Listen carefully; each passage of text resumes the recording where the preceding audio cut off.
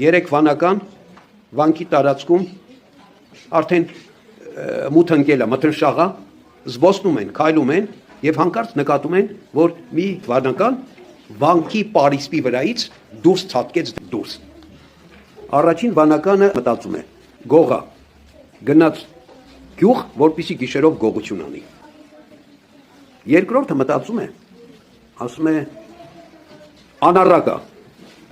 գիշերով գնաց գյուղ, որ այնտեղ շնանա։